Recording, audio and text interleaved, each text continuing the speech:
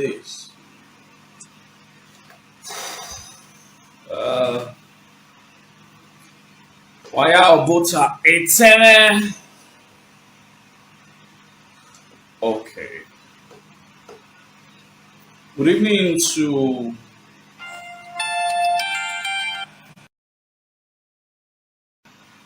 to all of you. Um,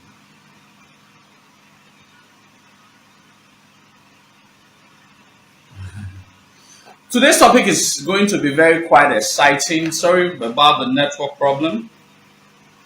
My audio is not loud enough. You let me know. I currently cannot see messages popping up. My admin, please follow up the messages. I think I'll use this other phone to monitor the messages that are popping up. Today is quite very interesting because we're going to be talking about very, very, very critical aspects of our history as a people, and we're going to be relating it with some recent trends.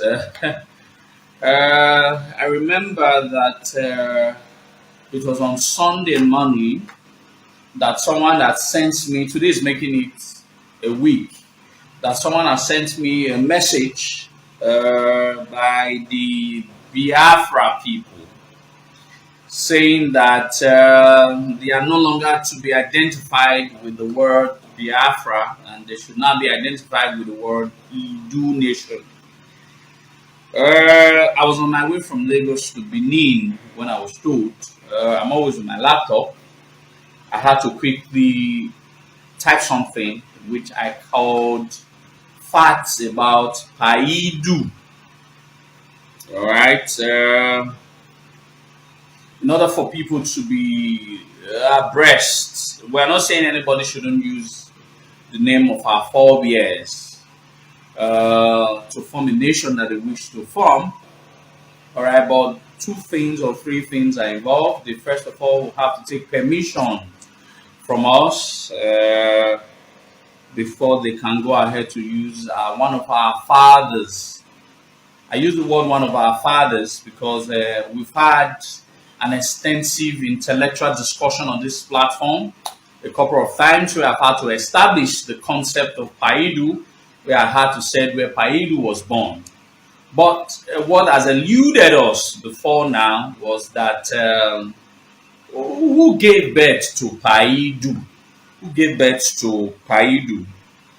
All right, it's a concept of our history that has eluded us for a while until about 2 weeks ago.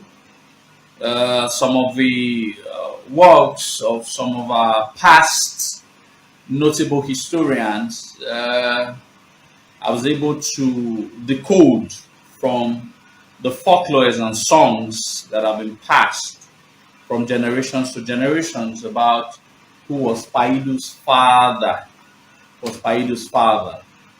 All right, anybody can claim ownership of anybody, most especially civilizations that was built about the civilizations of the Edo people.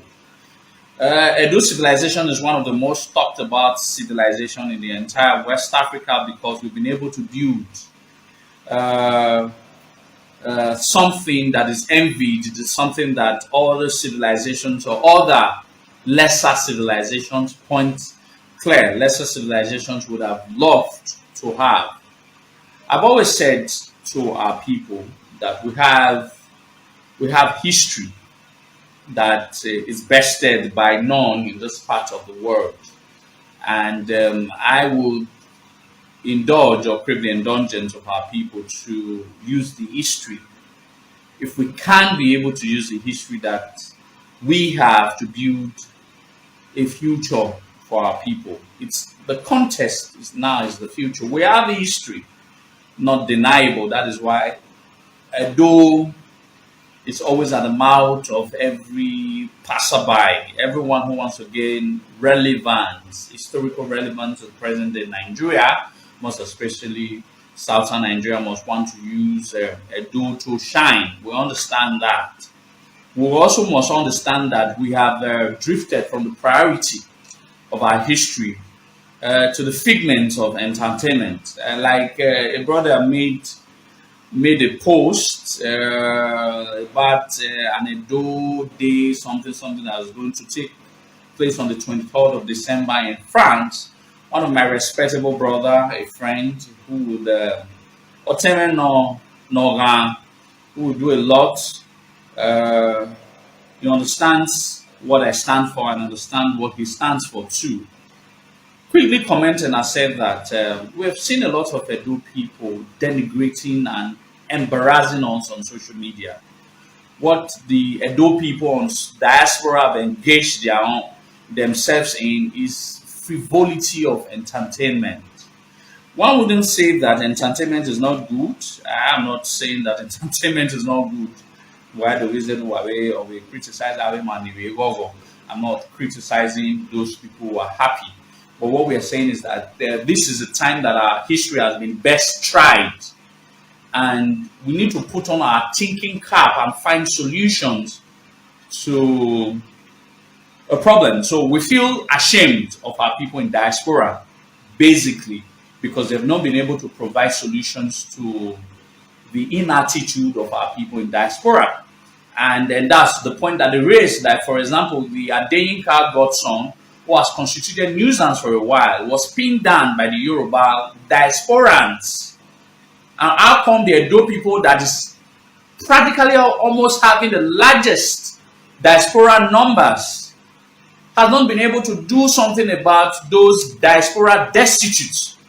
Yet every day, every week, we continue to hear that this one is doing party, this one is doing an entertainment show, and this one is doing something. Is it that we are comfortable with the problems? If anybody misbehaves and denigrates our people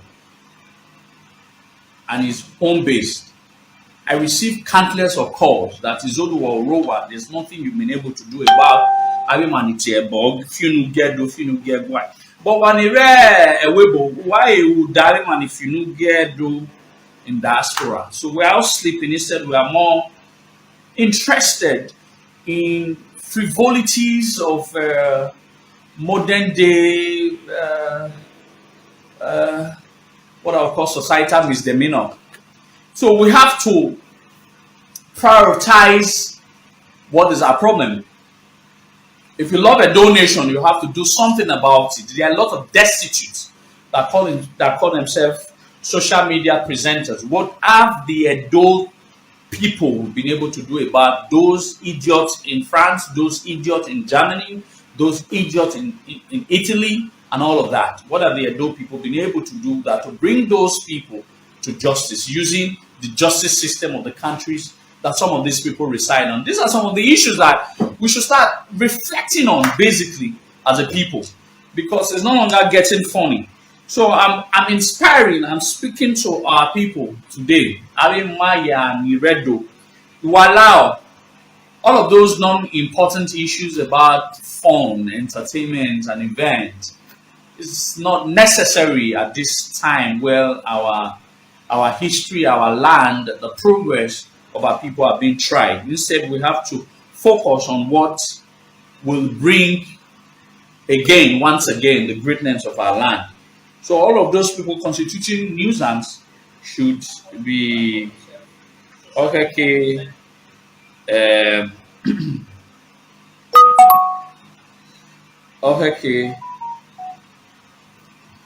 Okay. Sorry, I said I've been told that my audio is not loud enough. Is it good now? Is my audio better?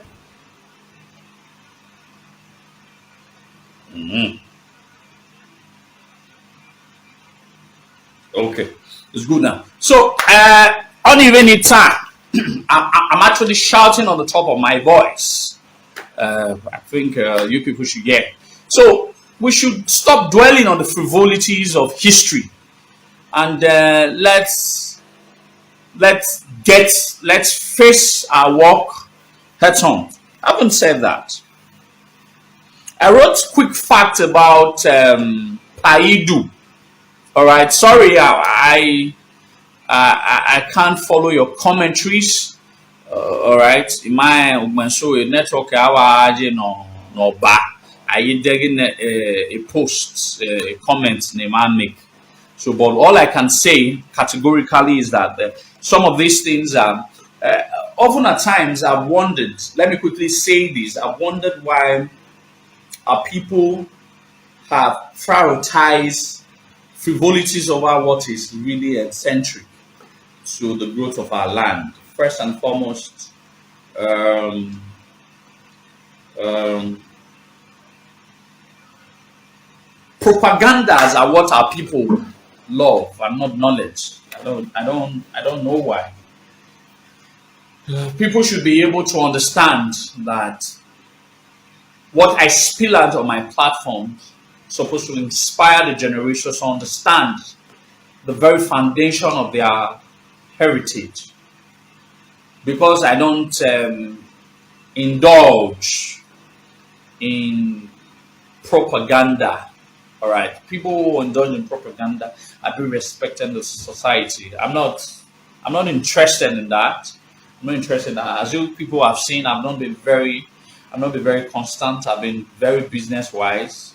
I'm more interested in the growth of my business nowadays, and I wouldn't apologize for that because our people have not been able to separate what is important to what is not important to them.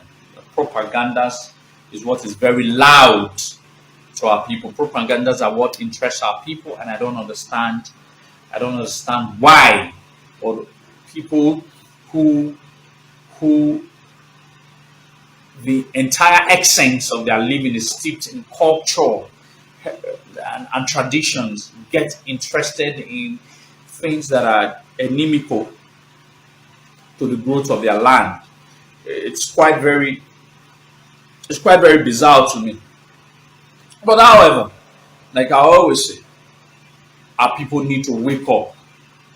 We've not been able to understand what is important to us and what is not important to us. But I thank those who have been following me for a while.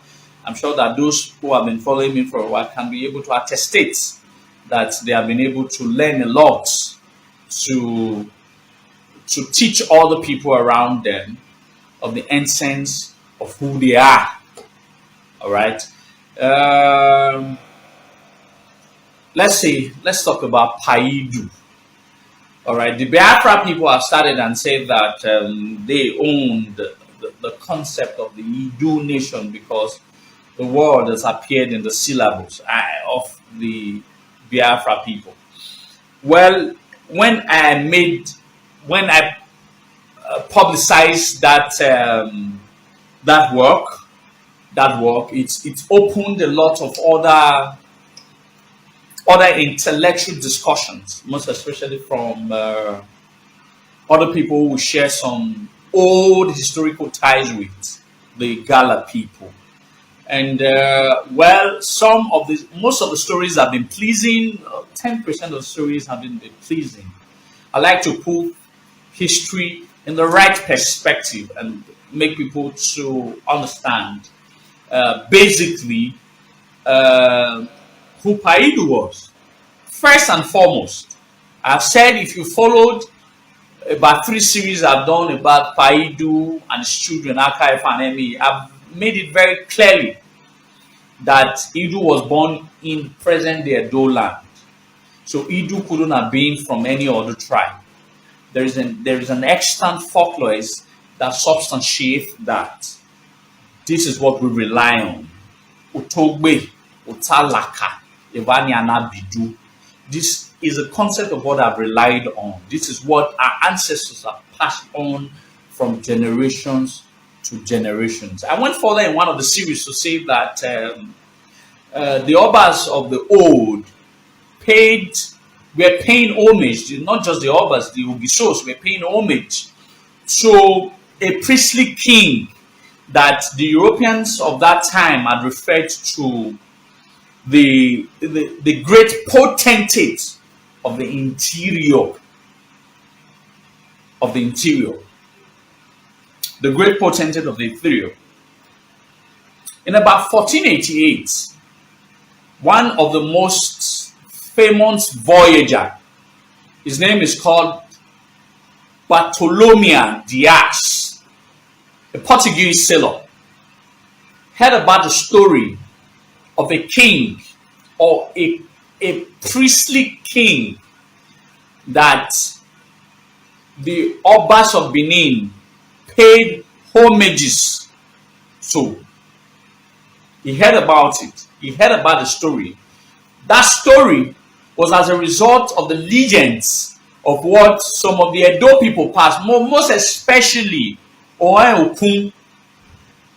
Okun, who was an ambassadorial representative of the Oba of Benin to the Portuguese monarchy, King John II. All right, he gave a report that at the installation of every Oba of Benin, they must go to a place to pay an homage to a king. All right, now there was a legend, if some of you are not aware of the legend of Presley King. All right, the entire Europeans are taught that as powerful as the Oba of Benin, who on earth would the Oba of Benin pay homage to, if not the legendary Presley King? But unknowingly to them that the Obas of Benin were paying homage to a man now regarded as the progenitor of the Edo people, called Idu, which the Europeans of that time as referred to as Ogene. There was a publication that was publicized by our Yoruba brothers a few weeks ago. I was so busy I couldn't attend to it. Thank God, Mr. Paul, Dr. Paul Ibeneweka attended to. Some Urubos had said that one of the Obas of Benin was an Urobo person, and they called it Oriogene. Well, I want to shock our Urobo brothers that Ogene is not an Urobo word. It's an Edoed word. It's an Edo word that is still commonly used, but sorry, not commonly. It's still sparingly used amongst the Edo people. One of the appellations of the Oba of Benin is Obiogen and Nuhe. I've challenged a lot of Benin historians before now and after now that Uhe that was referred to in the history recorded by our forefathers, all right, and also being told or being documented by the Europeans has nothing to do with Yoruba land, has nothing to do with Ile-Ife of present, has everything to do with present day Kogi State. I have said it a million times that the appellation Oriogen and Nuhe, nobody is referring to it, to anybody in Osun State. It's Paidu that is Ogen and Nuhe. So when Oba Benin is being referred to as Oriogen and Nuhe, is being referring to the son of Paidu. I've said it severally. People, for whatever reasons, don't want to take the historical correction or historical mistakes some of the earliest historians of Benin has made.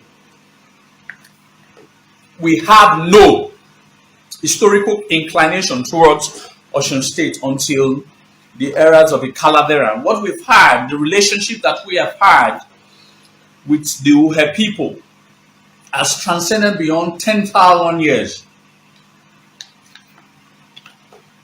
And that was Paidu. So it is rather very misleading for people who do not know their history beyond 2,000 years or 3,000 years to now tell us the Edo people, whose history has been well documented beyond thousands of years, to say that they own Idu because it is being referenced, it's being acknowledged by their people. So Paidu couldn't have been a small personality. Otogbe Otalaka. Ivania na bidura meo, Ivania na bidura meo, Ivania na bidu. That is the folklore of the Edo people. The Edo people had understood that Idu was born, but for an extant years, people really did not know who gave birth to Idu, and I went further to say that the father of Idu is called A. A means gain, means profit. Women. Baby need there. Gain, profit.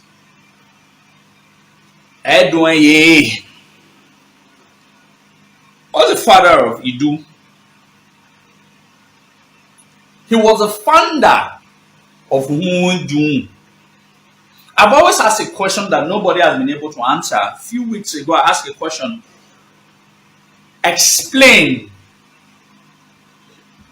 I asked a question that what is the origin of the word Ota or Mai?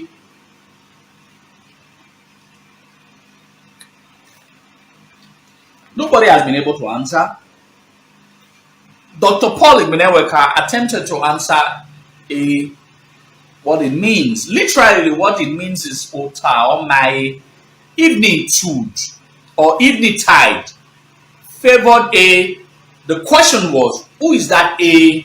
A lot of people had mistook A for Gishoe or A. That was not true. There was an A that has been part of the very beginning of our history. Long before we started having kings in our land, God kings in our land. And that A is the founder of a place called Idu.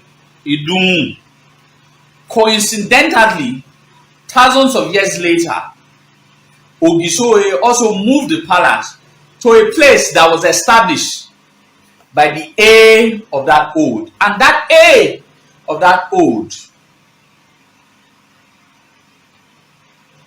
is the father of Idu. But like I said, in those facts, because Idu was a prominent figure, the chroniclers of our history, the Ugoron, devised a means of starting a recorded history of our people from the time of Idu and not transcending it beyond. They find A and making Idu as a personality.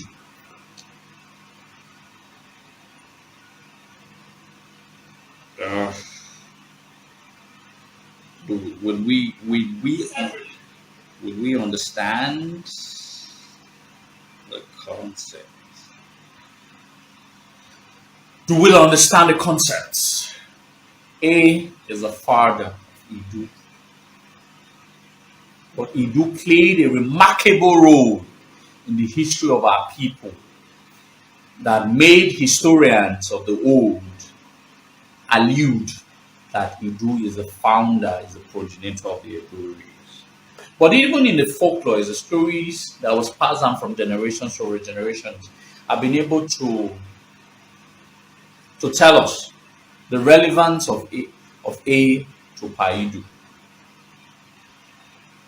Paidu left Edo land and became a priest king, or a priestly king at Uhe. Now get it. Uhe is not really a place.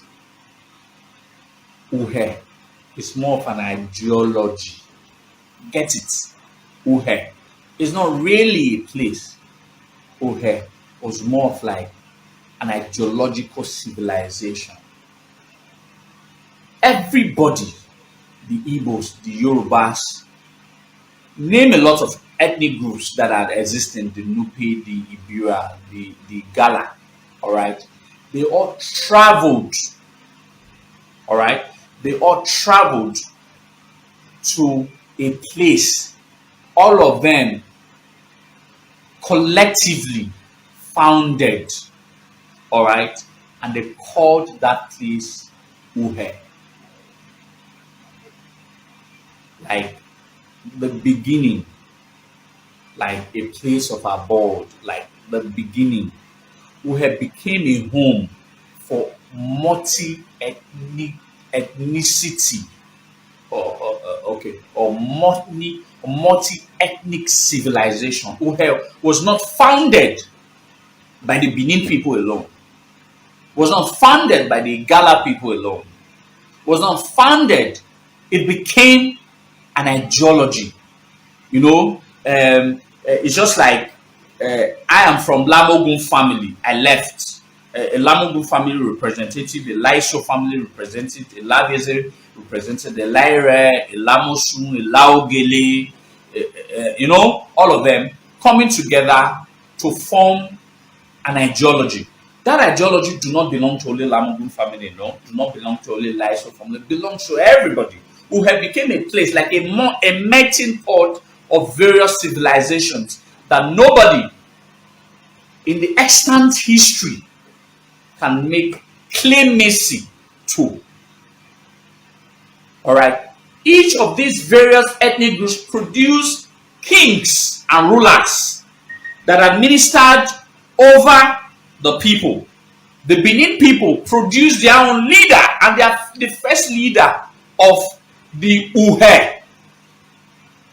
Ideological civilization. I'm using the word ideological civilization because I don't want to call it a place. All right? The first people to produce the leader of that Uhe was the Benin people, and his name was Idu. Idu became the first king or the first ruler of a civilization that was formed by multi-ethnicity. So being that the Edo people, the Benin people, the Igodomigodo people, or the Idu people was able to distinguish that this man is from their own ethnic group, they built a shrine for him. And that shrine, they call it Ogene Nuhe. Ogene is an Edo word that means someone in place of authority, a godlike figure. I've explained this 1,000 times. A godlike figure, not God. You don't get, not God. The Yoruba people assume that Ogene is God, but the original idea or the original meaning of Ogene is not God. It's a godlike figure. So, to my Yoruba brothers who feel that Ogene is an Yoruba word, you're wrong. Ogene is all of our word. Ogene is an Edoed word. It therefore means that the Benin is a Benin word, is an Yoruba word, is an Isoko word, is an Ikwere word. It's all of the Edo and its descendant word. And it means someone in the place of authority.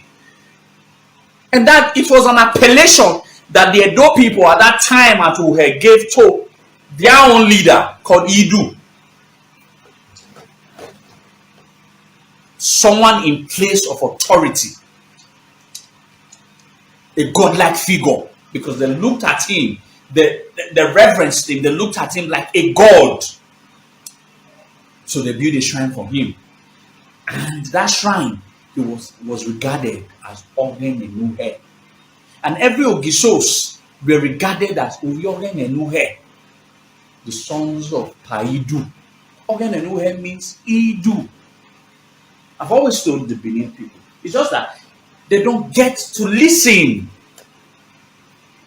They don't get to listen, and that's why the Igbos and the Yorubas use our history for propaganda. I've always said it.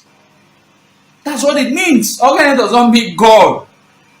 Ogene means a godlike figure. Just like the Oba of Benin, we refer to him as God representative on earth, and that's what Ogene means. God is Osa. Ogene is a God representative.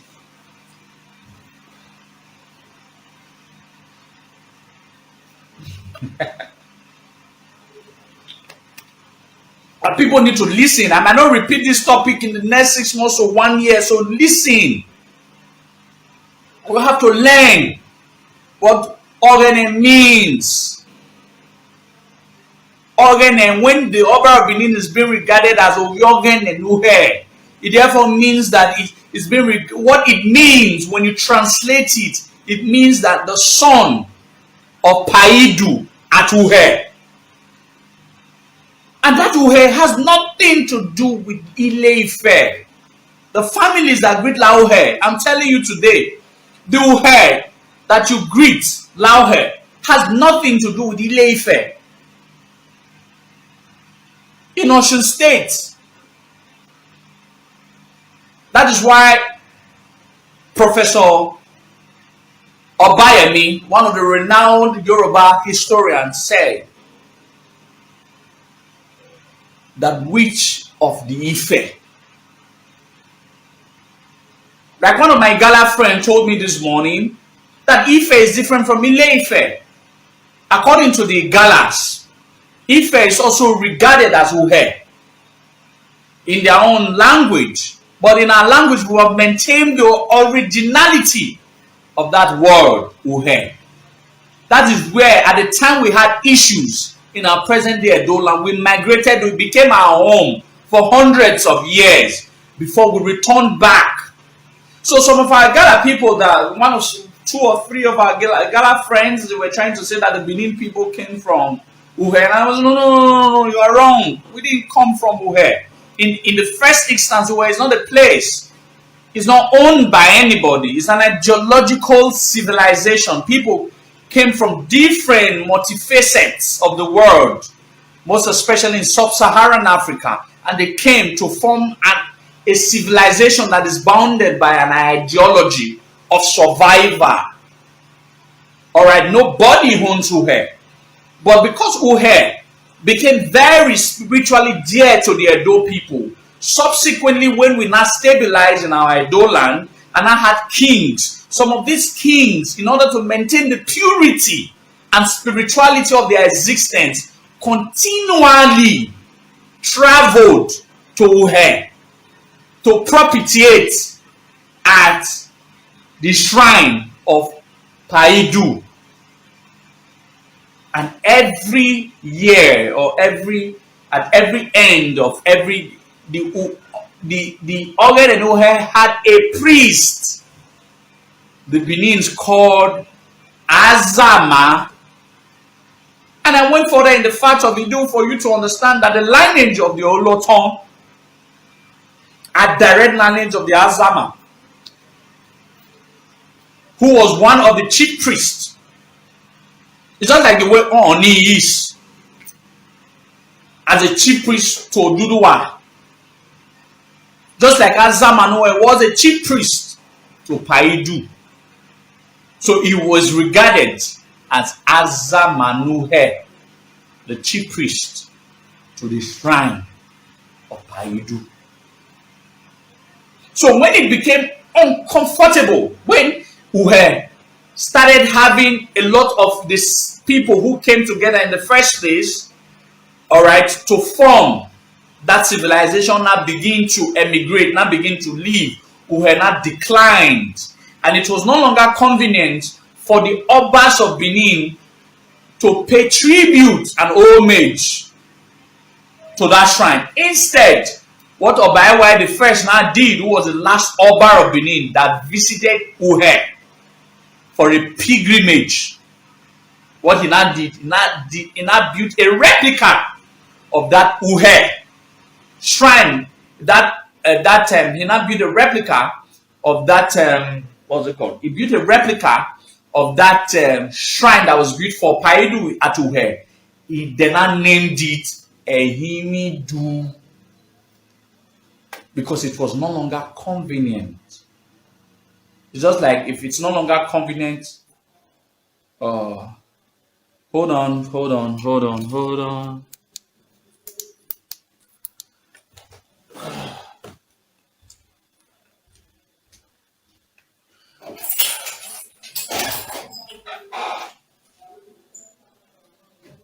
let me say that I don't like now.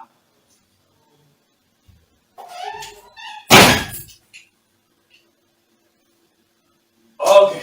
Oh, okay. You're not bad man. Sorry, ladies and gentlemen.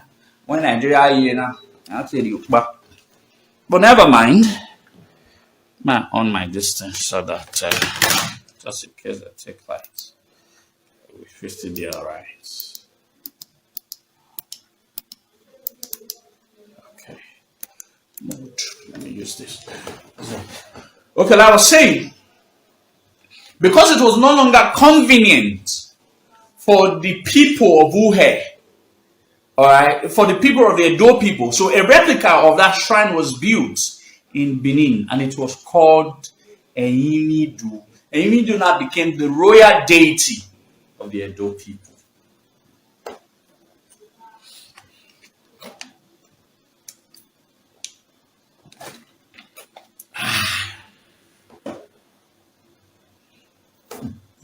So it's a very interesting thing for us to now talk about the genesis of our history, because it's getting to a time. Thank God some of us are very much equipped, even if we don't get to talk about it all the time. But please, let us pay attention and open our head to understand it. Paidu was born in Benin, in a place called Otalaka, Otobe. There was a natural catastrophical phenomenon. There was a flood that even in the world historian that recorded it as the post-Adamic cataclysm, the flood almost ruined the entire world. The Benin people experienced it. They needed to leave because we are close to the Atlantic shores. We're close to the water body. We needed to move up north, the present day Nigeria. We needed to move up north, the present day Nigeria, so as to survive the post-atomic cataclysm. We're not the only people who moved. The Yorubas moved. The present day Yorubas moved. The present day Igbo people moved. Everybody moved. The Nupe people moved. The Gala people moved. And we met in a place which we all collectively had named Uhe. We all collectively had named Uhe. It became an ideological civilization of survivor because we needed to survive. We found a place that we all can cohabitate as a people. We all can cohabitate as a people. And that place was called Uhe. Nobody owns it. But the first ruler or the first leader of everybody that eventually came together was chosen from the Edo people, and his name was Idu, our father. And it was that Idu who eventually died and was buried at Uhe, but he was not born there.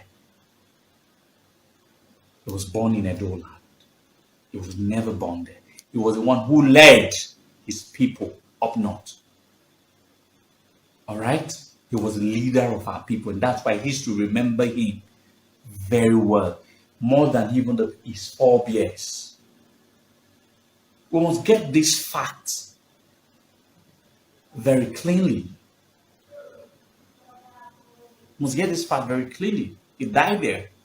A shrine was built for him, and a chief priest was given, and that chief priest was called Azama, the present Olotons of Benin. After he reigned and he died, his people had built, he had children. It became very unstable because all the tribes produced leaders who wanted to I don't want to go through deep, wanted to exterminate the Edo people, most especially Paidu's sons.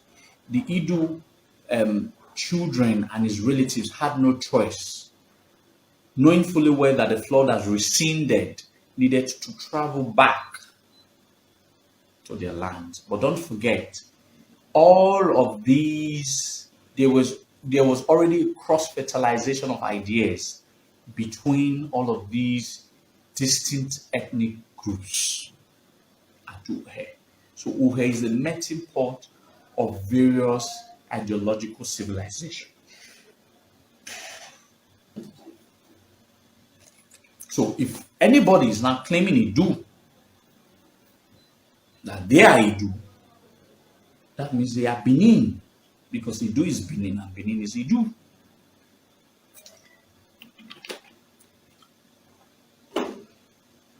So we must pay attention to these very important details of our established ancestor, to our established progenitor.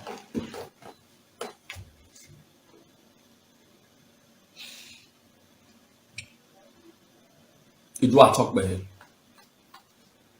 Idu is the father of every Benin man, Benin woman, and their descendants or its descendants. Not because he was the first man that God created and all of that. It is the first person that the history could visibly recognize as an Ido person, as a Benin person, as an Ido person, as an Igodomigodo person.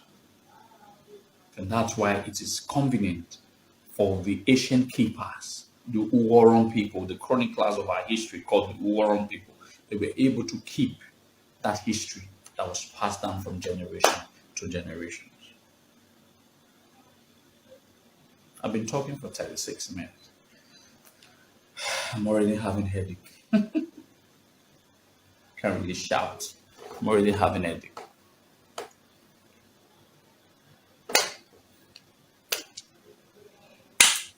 You know, I sang a song. I wish I'm a good singer. I would have been able to sing in a lot of these songs. Ogi, so you hell. I need late on documented a lot of these songs. Are folklore songs. Okay.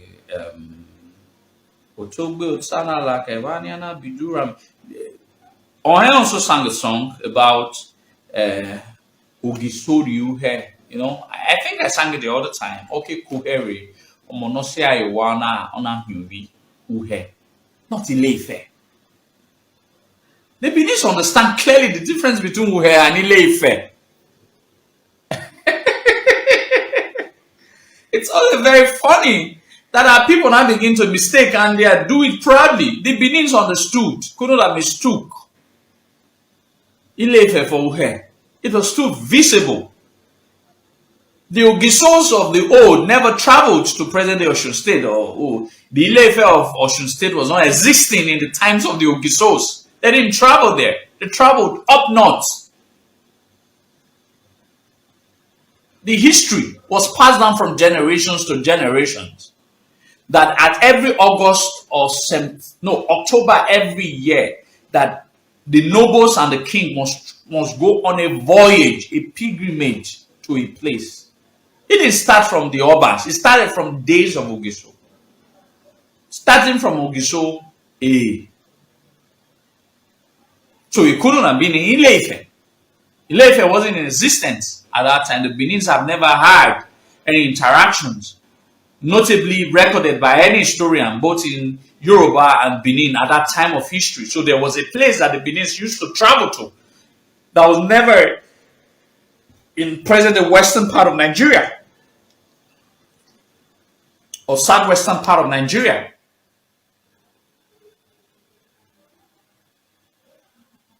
Let this guy not off this journey. Just a minute.